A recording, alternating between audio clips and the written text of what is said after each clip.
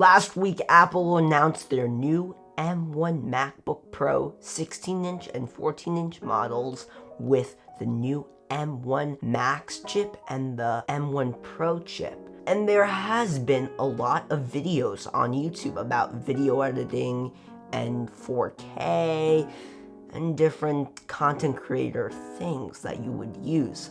But they haven't done streaming. I actually was able to use one of these machines in the studio to test out streaming because I know a little bit about streaming on the Mac. I have been streaming on the Mac for the last 5+ years.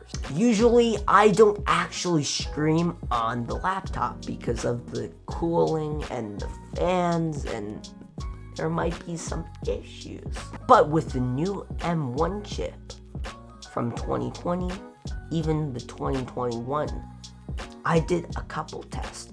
All of these tests I streamed in 4K and I also record. And the streaming software that I use is ECamm Live. It's M1 native and you can also use it on your Intel Macs. So that's great. So if you have an older Intel Mac, you can still use it, or one of these new M1 Macs from the Mac Mini to the newest Mac that just came out a couple days ago. So the first test, I was curious.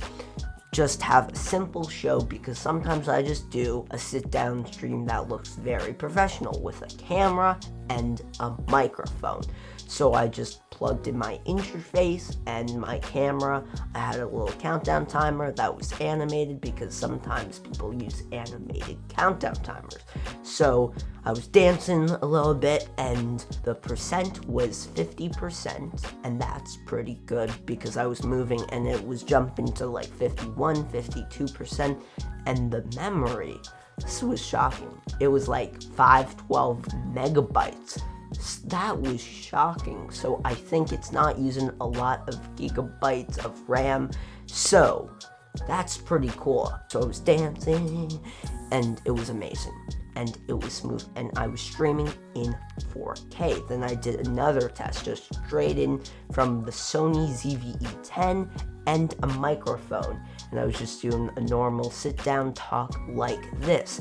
And that was around 40% of CPU, and then it was just doing it because, remember, it's processing video and audio, and this is a laptop. So if you had a desktop, this might be better, but remember, it's a laptop, and it didn't overheat. So that is great. So I also did the same test in 1080p, and that was around 20%.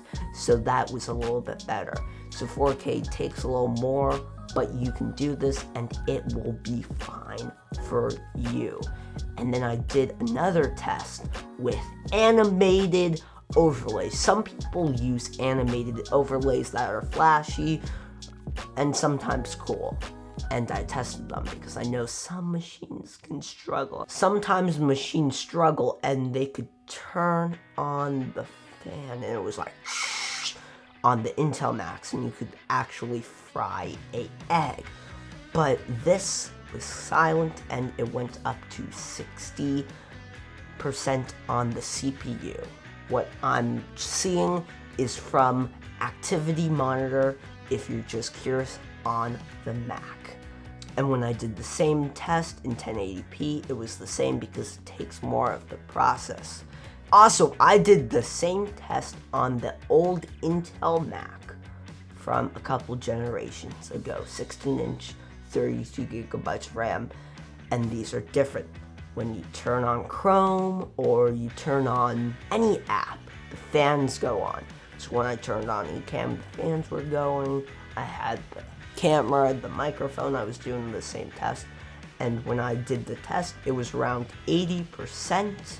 Now that's not as good because it's an Intel. It's okay, and it wasn't maxing out at 100, but it was better than nothing, and it wasn't choppy for me.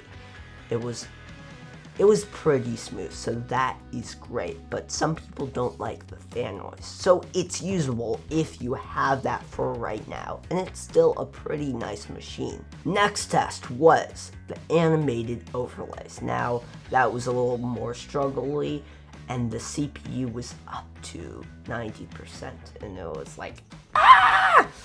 Because it has to do more work. So I was expecting that because it's not an M1. But it's better than nothing. If you still have an older Mac, use that. Don't upgrade if you don't need to. But some people need to do these crazy tasks, or they're editing in 4K or 8K.